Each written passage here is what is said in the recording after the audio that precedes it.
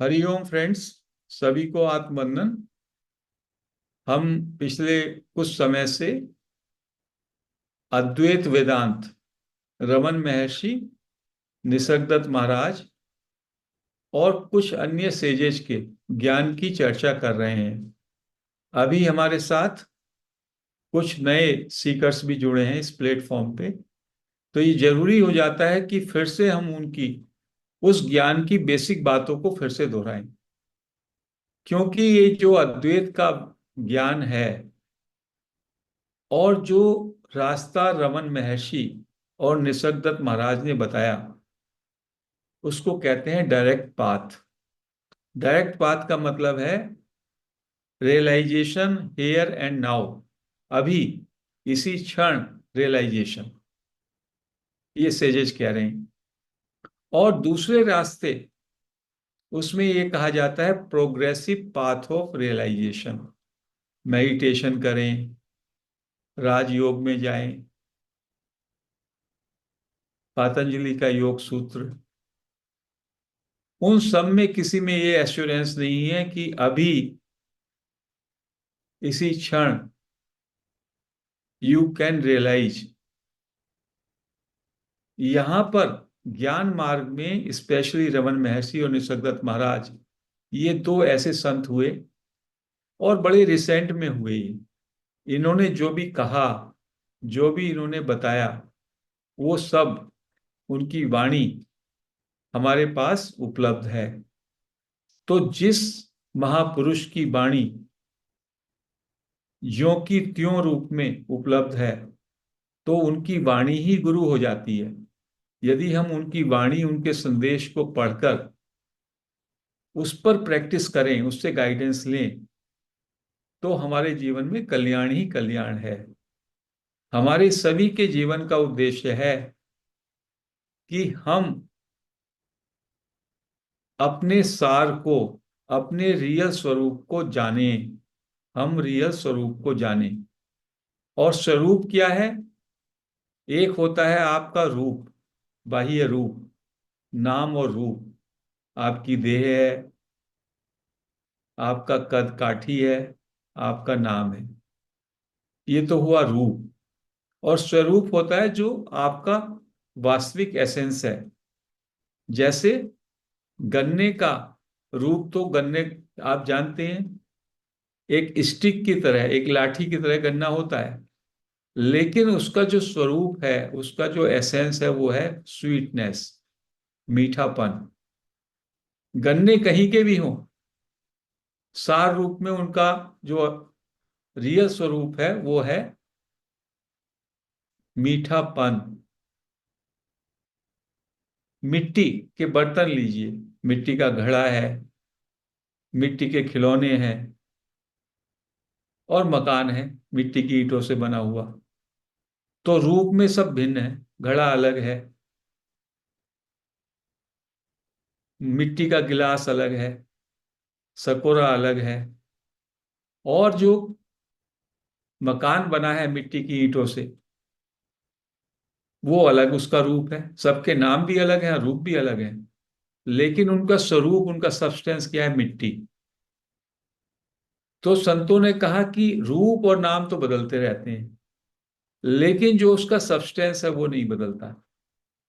सारे ऑर्नामेंट्स, आभूषण लीजिए आप, गोल्ड के आभूषण बने हुए हैं, अनेक तरीके के, अनगिनत डिजाइन हैं। बैंगल्स हैं, पाजेब हैं, नेकलेस हैं, अंगूठी हैं, कान के हैं, और उसमें भी कितनी विभिन्नता है, कितनी अनेकता है। लेकिन उनका जो स्वरूप है वो गोल्ड है। सागर है, उसमें तमाम लहरें उठ रही हैं, बुलबुलें उठ रहे हैं, बड़ी छोटी, लेकिन उन लहरों का, उन बुलबुलों का स्वरूप क्या है? वाटर, पानी। तो ऐसे ही हमारा स्वरूप क्या है? हमारा स्वरूप वो चेतन तत्व है, आत्मा। और हम दिखाई देते हैं रूप और नाम में, शरीर, माइंड। तो हमारे जीवन का उद्देश्य है कि हम अपने स्वरूप का बोध कर लें कि हम वो चेतन तत्व हैं, परमात्मा, जिसका ना तो कभी जन्म हुआ और ना कहीं मरण होता है। जन्म और मरण जो है वो इस शरीर का होता है, और हम अपने को शरीर मान लेते हैं। यही अज्ञान है। तो इस अज्ञान को जैसे ही आप हटाएंगे, ये संत कह रहे हैं, बस इस अज्ञान को हटा दो, इस पर्दे को हटा दो कि आप देह हो। और देह का मतलब होता है उसमें मन भी आ गया, बुद्धि भी आ गई, और जो इंद्रियां जिनसे हम देखते हैं बाहर का संसार, आंखों से देखते हैं, कानों से सुनते हैं, त्वचा से स्पर्श करते हैं, नाक से स्मेल करते हैं और टेस्ट करते हैं, ये सब जो है, इससे जो हमको जगत प्रतीत होता है, इसको इन संतों ने कहा कि ये शरीर आप नहीं हो। शरीर के साथ एक आपने जुड़ाव कर लिया है, अटैचमेंट, और फिर भ्रांति से आपने अपने को शरीर मान लिया। तो जब आप मैं कहते हो, और जब हमारे संतों ने कहा, या उपनिषद में है अहम ब्रह्मास्मि, मैं ब्रह्मन हूं, मैं परमात्मा हूं, तो मैं जो मैं बोल रहा हूं और जो मैं समझ रहा हूं, उसमें फर्क है। जब आप मैं कहते हैं तो आप अपने देह मन बुद्धि वाले को साथ जोड़ करके अहंकार से युक्त मैं का परिचय समझते हैं अपना, और जो मैं परमात्मा है वो आपका शाश्वत सनातन मैं है। वो जब मैं बोल रहा हूं तो मेरा भी वही मैं है, जो आप बोल रहे हैं वो आपका भी वही मैं है, सबका एक मैं है। ईश्वर का एक नाम मैं है, सनातन मैं। तो अभी क्या हुआ है कि हमने जो मैं का इंप्रेशन, मैं का जो अनुभव है, हम सही मैं का अनुभव नहीं करते। हमारे मैं का अनुभव मिलावटी हो गया। मैं अपने को, कोई मुझसे पूछे हु एम आई, तो मैं कहूंगा मेरा नाम ये है, मेरी इतनी एज है, ये मेरा जेंडर, मैं मेल हूं, मेरा ये प्रोफेशन है, यहाँ का मैं रहने वाला हूँ, ये मेरा व्यवसाय है, ये मेरी फैमिली है, ये मेरी उपाधियां हैं। तो मैं जितना ये परिचय देता हूं, ये अपने शरीर और अपनी सोच का, अपने धर्म का दूंगा,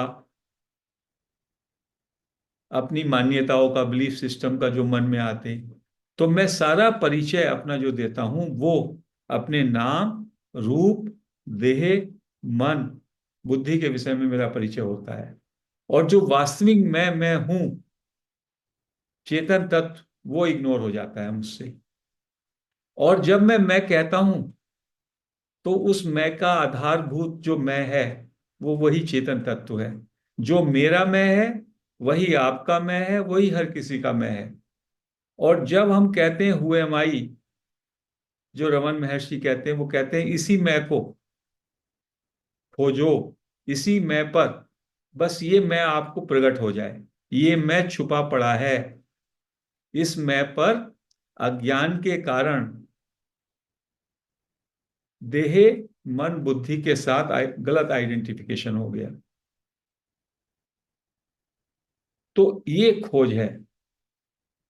रमन महर्षि ने कहा सेल्फ इंक्वायरी के जरिए, हु एम आई के जरिए आप मैं को पहचानो। शाश्वत मैं क्या है, कौन है? जो हम सबके हृदय में एक ही मैं निवास करता है, जिसको हम परमात्मा कहते हैं। और निसर्गदत्त महाराज ने कहा मैं हूं का भाव, अपने होनेपन का भाव हम सब में मौजूद है, जिसको उन्होंने कहा सेंस ऑफ बीइंग, हैपन। और वो हैपन के स्तर पर हम सब एक ही हैं। जो ऐसा फीलिंग मेरे अंदर है हैपन की, वही आपके अंदर है, वही इवन जानवर के अंदर है, सब जगह वही हैपन है। लेकिन हम उस शुद्ध हैपन को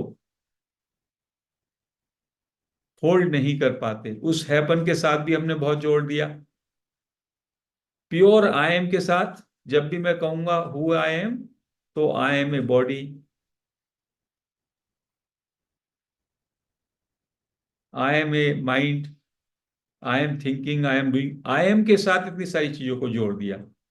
तो निसर्गदत्त महाराज कहते हैं जो भी आई एम के साथ जुड़ा हुआ है उसको अलग कीजिए और प्योर आई एम पे ठहरें, प्योर आई एम पे स्टे करना शुरू करें। उसको कहा स्वभाव, और उसके साथ जो जुड़ा है वो है परभाव। ऐसे ही जब मैं अपने को शरीर मन बुद्धि इंद्रियां मानता हूं, वो परभाव है। और जब मैं अपने स्वरूप के विषय में चिंतन करता हूं तो वो आत्मभाव या स्वभाव है। तो स्वभाव में बस हम ठहर जाएं, हम हमारा प्रभाव खत्म हो जाए, जो दूसरे बाहर की चीजों से हम जुड़ गए हैं भ्रांति से, बस वो हट जाएं, तो हम अपने स्वभाव में आ जाएंगे, अपने स्वरूप में आ जाएंगे। और स्वरूप इतना प्यारा है, हमेशा रहने वाला है, आनंद से परिपूर्ण है, वो पूर्ण है, वो पूर्ण है, सच्चित आनंद। तो यही जीवन का उद्देश्य है कि आप अपनी सच्ची पहचान करो। आपने जो पहचान खो दी है, उस पहचान को ही, उस पहचान में जो सच्ची पहचान है आप उस पर लौट आए या उसको जान जाएं। तो ये संत कहते हैं ऑलरेडी यू आर दैट। वो तत्व तो कभी किसी से जाता ही नहीं है, चेतन तत्व। वो तत्व ना हो तो आप तो शव हैं। शव से शिव होने वाला वही तत्व है आप में, चेतन तत्व। और वो शिव जो है वो सब में एक सही है, सब जगह व्याप्त है, सर्वव्यापी। और जब आप सच्चे मैं का अनुसंधान कर लेते हो, सच्चे मैं पे आ जाते हो, तो वो सर्वव्यापी है। आप ही सब जगह व्याप्त हो रहे हैं, आप ही शिव हैं, आप ही ब्रह्मन हैं। वो तत्व में कोई खंडन नहीं है। वो तत्व जो चेतन तत्व है वो सर्वव्यापी अखंड है, क्योंकि परमात्मा खंडित हो ही नहीं सकता। परमात्मा अखंड ही होता है, परमात्मा सर्वव्यापी ही होता है। तो बात इतनी है कि ये अज्ञान की जो चादर है, जो अज्ञान की एक लेयर है, आवरण, बस वो दूर हो जाए। तो संत कहते हैं अज्ञान क्या है? आप ये समझते हैं कि यू आर ए बॉडी, और बॉडी में body, mind, intellect, sense of doership, अहंकार, सेंस ऑफ एंजॉयरशिप, ये सब आ जाता है कि आप अलग से एक व्यक्तित्व हैं। आप अलग से एक व्यक्तित्व या पर्सनैलिटी हैं। ये पूरे का पूरा अज्ञान है, ये पूरे का पूरा इल्यूजन है। अब जो नए साधक हैं उनको ये बात बड़ी अटपटी लग रही होगी कि ये मास्टर्स कह रहे हैं कि आप एक व्यक्ति हो, ये पूरा अज्ञान है। आप व्यक्ति है ही नहीं। व्यक्ति आप अपने को मान लेते हैं मान्यता से, और उसको उन्होंने कहा प्रतीति, एपियरेंस। ये हमको बस प्रतीत होता है कि मैं अलग हूं, मैं डूअर हूं, मैं एंजॉयर हूं, मैं शरीर हूं, मन हूं, बुद्धि हूं। कहते हैं यदि इसमें से वो तत्व, चेतन तत्व जिसको कहा स्वरूप, स्वरूप को हटा लो तो ये तो शव हो जाता है। हम सब जानते हैं। आप जो है जितने भी ऑर्नामेंट्स हैं गोल्ड के, उसमें से स्वरूप गोल्ड को हटा दो तो क्या ऑर्नामेंट्स बचेंगे? क्या ऑर्नामेंट्स को आप सोच भी पाएंगे? ऑर्नामेंट्स में से सब गोल्ड हटा दीजिए, नथिंग रिमेन्स। ऐसे ही इसमें से अपने को जो अलग आप मानते हैं कि ये शरीर है, मन है, बुद्धि है, ये एक अलग व्यक्ति है, इसमें से चेतन तत्व को निकाल दीजिए, ये शव हो जाएगा। तो इसमें जो वो तत्व है शिव तत्व या परमात्मा, उसकी रोशनी के कारण, उसके प्रकाश के कारण, उसके करंट के कारण ही ये भी जीता जागता लगता है, जीवंत लगता है। तो ये प्रतीत होता है, वो तत्व ही सब जगह भास रहा है, इसको कहते हैं भासना। उस तत्व के प्रकाश से ही सब जगह आलोक आ रहा है, और उस तत्व को आप जान सकते हैं। लेकिन उस तत्व को एक व्यक्ति के रूप में कोई नहीं जानता, वो तत्व स्वयं में बस जाना जाता है, आपका व्यक्तित्व गिर जाता है। जैसे कि भक्ति में कहा गया, प्रेम गली अति साकरी, जामे दो ने समाये। प्रेम की गली इतनी संकरी होती है कि उसमें दो नहीं होते। भक्त और भगवान दो होते हैं, प्रेम करते हैं, एक खत्म हो जाता है, भक्ति रहती है मात्र। ऐसे ही जब आप जान लेते हैं, ज्ञान ही रहता है, कोई ज्ञानी की कोई पर्सनैलिटी नहीं बचती। ऑफ कोर्स उसका पात्र रहता है पर्सनैलिटी की जगह, ज्ञानी भी एक व्यक्ति की तरह दिखाई देता है, लेकिन उसका अहंकार खत्म हो जाता है। जैसे ही अहंकार खत्म हुआ, वैसे ही ज्ञान का आलोक, ज्ञान का प्रकाश आ जाता है। तो सारी बाधा क्या है? हमारा ये अज्ञान कि मैं एक तन मन बुद्धि इंद्रियों और अहंकार से युक्त एक व्यक्ति हूं, जो करता है भोगता है। ये पूरा ज्ञान है। और जब हम इस मैं की जांच करते हैं अपने अंदर जाके, ये मैं बोलता हूं मैं क्या है, मैं क्या है, और इसको जांच करता हूं, तो मुझे पता चलता है इस मैं का इस देह से कोई कनेक्शन नहीं, इस मैं का विचार से भी कोई कनेक्शन नहीं। और धीमे धीमे मैं का क्लींजिंग होकर के मैं अपने स्रोत में, स्वरूप में लौट जाता है, और वही स्वरूप बोध है। ऐसा रमन महर्षि ने बताया। और निसर्गदत्त महाराज मैं की जगह कहते हैं मैं हूं, होनेपन का भाव। कोई भी व्यक्ति कभी कोई टाइम ऐसा नहीं है जब वो नहीं ये कहे कि मैं नहीं हूं।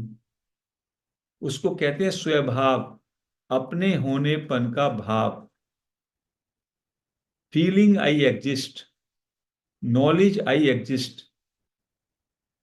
कुछ आप सोचते हैं उससे पहले होते हैं, कुछ करते हैं तो भी आप हैं उससे पहले, और कुछ नहीं करते तब भी आप उससे पहले हैं।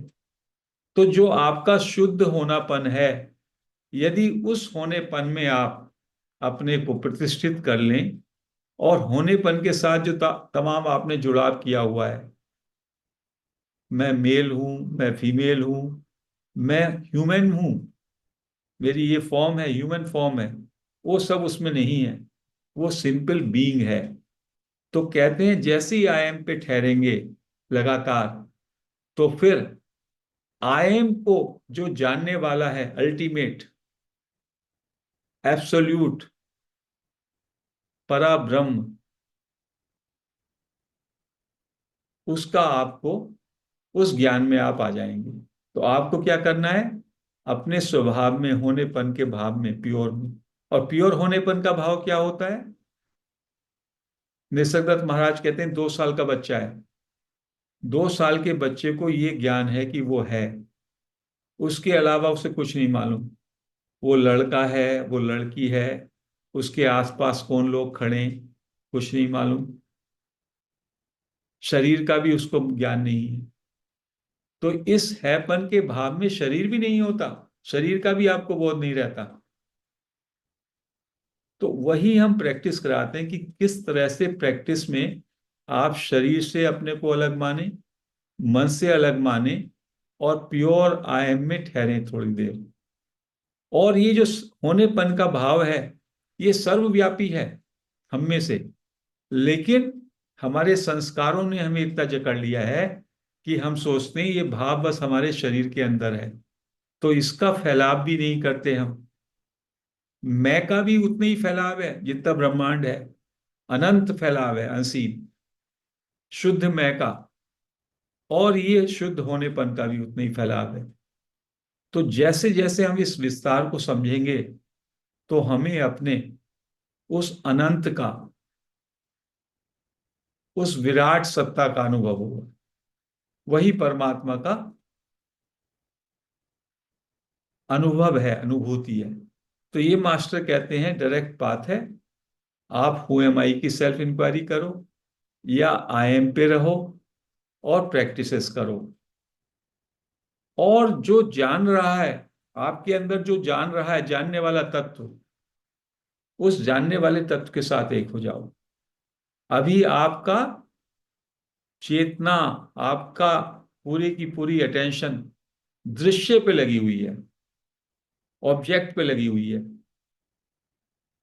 बाहर की वस्तुओं पे है। शरीर भी एक दृश्य है, शरीर को भी देखने वाला, जानने वाला वो तत्व है आपके अंदर, चेतन तत्व, नोअर और विटनेस।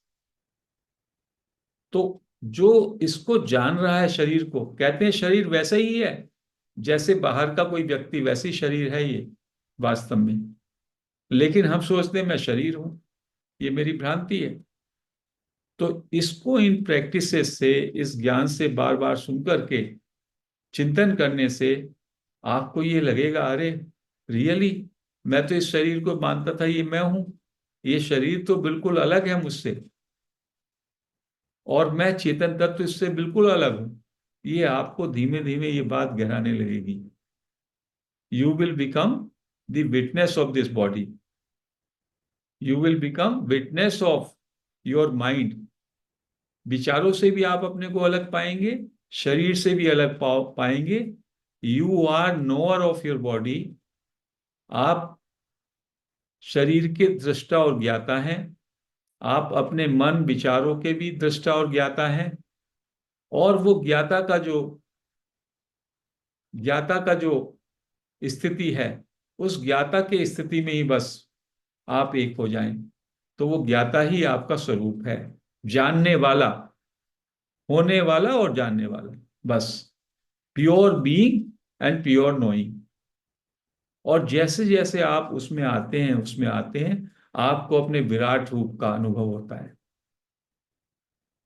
और जो गीता में श्लोक है जिसकी हमने चर्चा की थी, गीता का श्लोक में खुद लिखा है कि आत्मा अव्यक्त है, आत्मा को देखा नहीं जा सकता, आत्मा अचिंत्य है, उसको सोचा या उसका चिंतन नहीं किया जा सकता। आत्मा निर्विकार है, किसी भी विकार से, किसी भी अटैचमेंट से पूरी तरह से अलग है। और कृष्ण और अर्जुन में इतना ज्यादा संवाद हुआ, 18 चैप्टर, 700 श्लोक, और अर्जुन का संशय पूरी तरीके से नहीं गिरा। कभी कर्म की बात करते हैं, कभी भक्ति की बात करते हैं, कभी ज्ञान की बात करते हैं। फिर लास्ट में क्या लिखा है, 18वें अध्याय के लास्ट में कृष्ण कहते हैं, सर्वधर्मान परित्यज्य माम एकम शरणम व्रज। सारे धर्मों को छोड़कर हे अर्जुन, तुम मेरी शरण में आ जाओ। अब इसका व्याख्या लोग करते हैं कि कृष्ण तो एक अवतारी पुरुष हैं, व्यक्ति के रूप में उनको दिखाते हैं, और अर्जुन दूसरे हैं, दो व्यक्ति हैं, दो व्यक्तित्व हैं। और एक ईश्वर रूपी व्यक्तित्व जो है, डिवोटी रूपी व्यक्तित्व से ये बात कह रहा कि वो उसकी शरण में आ जाए। ये द्वैत की तरीके से। लेकिन अद्वैत के ज्ञानी जो है संत कहते हैं, माम एकम शरणम, मेरी शरण में आओ। मतलब आप अपनी शरण में आ जाओ। आपके अंदर जो परमात्मा विराजमान है, जो शुद्ध मैं है, चेतन तत्व, बस उसी की शरण में आ जाओ। अपने अंदर अपने स्वरूप को जानो, अपनी स्वरूप की शरण में आ जाओ। बाकी सारे धर्म त्याग दो।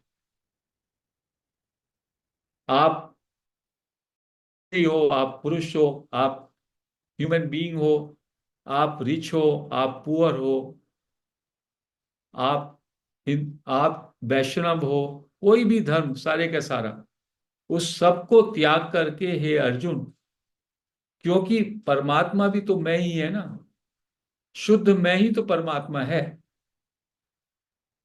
तो कहीं जाने की जरूरत नहीं है।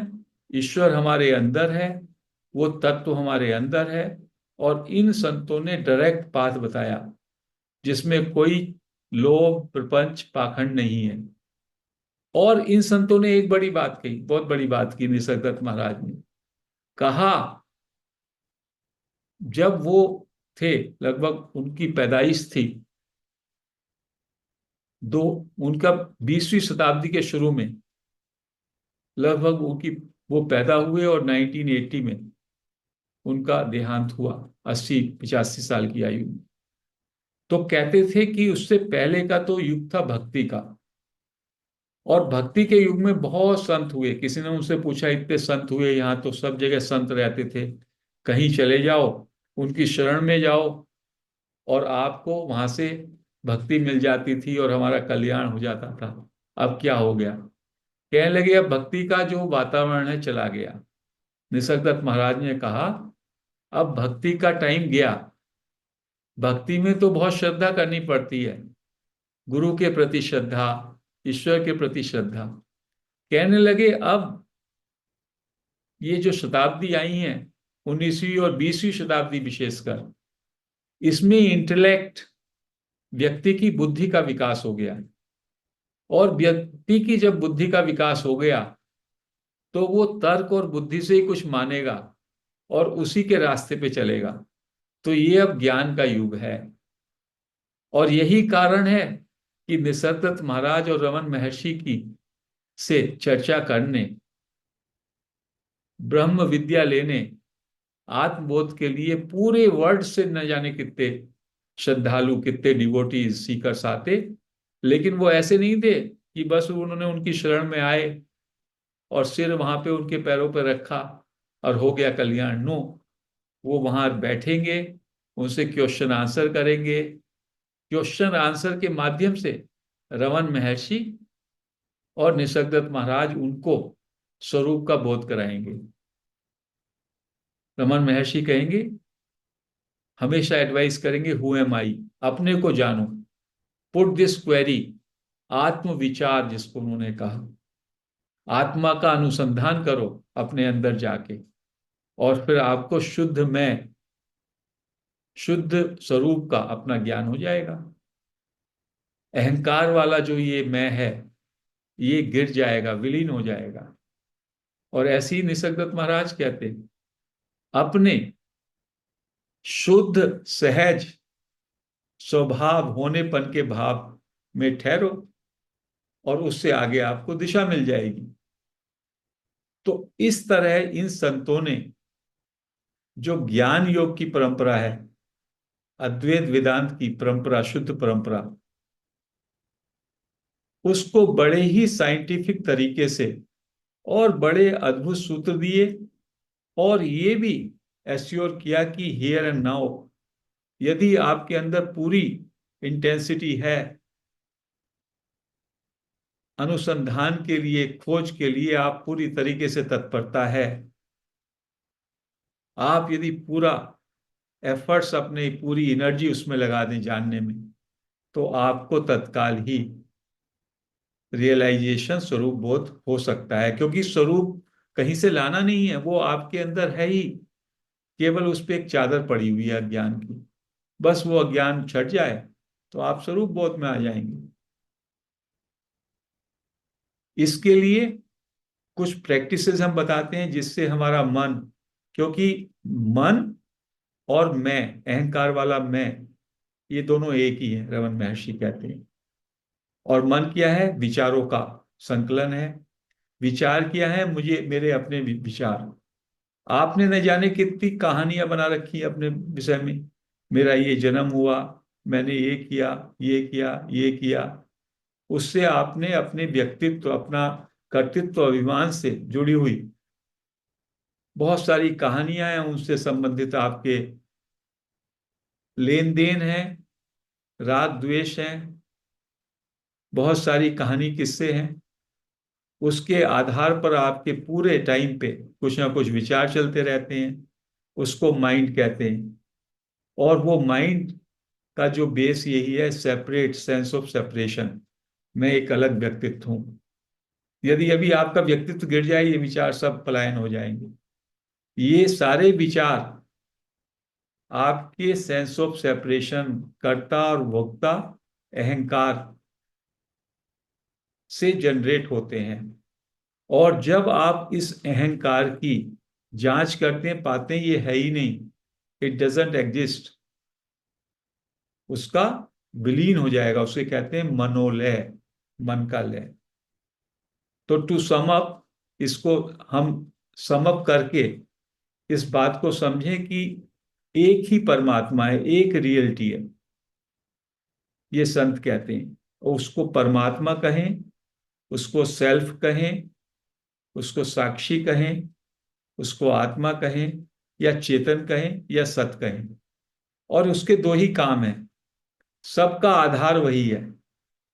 परमात्मा सारी एग्जिस्टेंस का आधार है, या वो अपने में स्वयं एग्जिस्टेंस है, और सबको प्रकाशित भी करता है।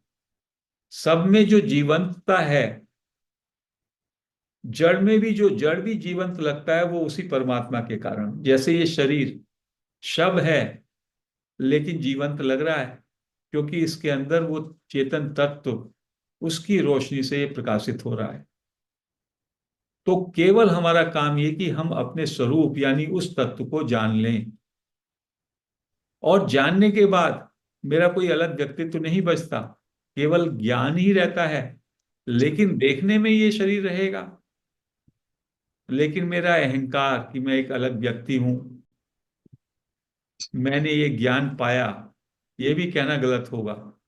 पाने वाला कोई नहीं रहा, बस ज्ञान मात्र रह जाता है। उसी को है कहते हैं रियलाइजेशन, रियलाइजेशन ऑफ सेल्फ। और सेल्फ एक ही है, सबका सेल्फ एक ही है। इसलिए ज्ञानी का कोई अहंकार नहीं होता। और वो स्थिति अनादि अनंत में आप अनंत के साथ एक हो जाते हैं, जहां पर आपको ना कोई कामना रहती है, ना कोई डर मृत्यु का रहता है। आप जानेंगे कि आपका शरीर मर रहा है, क्योंकि उस स्थिति में आप शरीर होते ही नहीं। शरीर से आपकी कनेक्टिविटी रहती है यंत्र की तरह, बट आप ये समझ जाते हैं मैं शरीर नहीं हूं। तो फिर शरीर में रोग हो, शरीर की मृत्यु हो, शरीर वृद्धावस्था हो, उन सब का आपसे कोई मतलब नहीं रहता। ऐसी स्थिति हो जाती है, और वही हमारे जीवन का उद्देश्य है।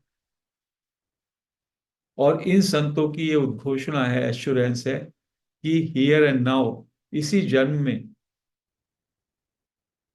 आप यदि ये प्रैक्टिस करें, आप अपने स्वरूप को बोध कर सकते हैं। निसर्गदत्त महाराज ने अपने गुरु के वचनों को पकड़ा। वो एक दुकान करते थे, छोटे से कमरे में रहते थे बॉम्बे में, और 3 साल में उनके बच्चे थे 4-5, और बहुत ही एवरेज बैकग्राउंड के थे, और 3 या 4 कक्षा पढ़े हुए थे। गुरु ने जो सूत्र दिया ज्ञान का, उसको पकड़ा, और 3 साल में वो उपलब्ध हो गए, उनको जागृति आ गई। और उसके बाद तो विदेशों से न जाने कहाँ कहाँ से लोग आते, एक ट्रांसलेटर उनके पास होता। वो छोटे से कमरे में लोग बैठते, बाहर से आके, कोई 10 दिन ठहरता, कोई 20 दिन ठहरता, रोज आता उनके पास बैठता, और वो क्वेश्चन आंसर करके इसी तरह के सत्संग से उनको स्वरूप बोध हो जाता, डायलॉग और चर्चा के माध्यम से। तो इसको डायरेक्ट पाथ कहते हैं संत, क्योंकि ये प्रोग्रेसिव पाथ नहीं है, धीमे धीमे चलने वाला नहीं है। कर्म के सिद्धांत को यहाँ पे इमीडिएटली स्विच ऑफ कर दिया जाता है कि आप करता नहीं है। The moment you know that you are not doer, आपके लिए कर्म सिद्धांत लागू नहीं होगा। प्रोग्रेसिव पाथ में कर्म पे बहुत चर्चा होती है, कर्म को न्यूट्रलाइज करना है, कर्म को भोग करना है, कर्म सारे जब तक नष्ट नहीं होंगे तब तक कई सारे जन्म और लेने पड़ेंगे। तो जन्म जन्मांतर की यात्रा है। तो this is a straight path. जिनको भी समझ में आता है, जिनको भी ये ज्ञान में समझ में आता है, उनको इस ज्ञान को सुनने में इस ज्ञान को समझने में और इन प्रैक्टिस को करने में एक अद्भुत रस आएगा, और उस अद्भुत रस से गहरी उनकी और अंडरस्टैंडिंग बढ़ेगी, और अंडरस्टैंडिंग बढ़ेगी, और जो भी अज्ञान की परतें हैं धीमे धीमे वो छटने लगती हैं, और वो उद्देश्य को लगता है उन्हें, उद्देश्य सहजता से उनके अंदर ये विश्वास होने लगता है कि यस, जो संत हमारे बता रहे हैं वो सही है, और ये विश्वास हो जाता है बहुत जल्दी, आपको रियलाइजेशन भी हो जाएगा। तो फ्रेंड्स, आज हम इस चर्चा को यहीं समाप्त करते हैं। हरि ओम।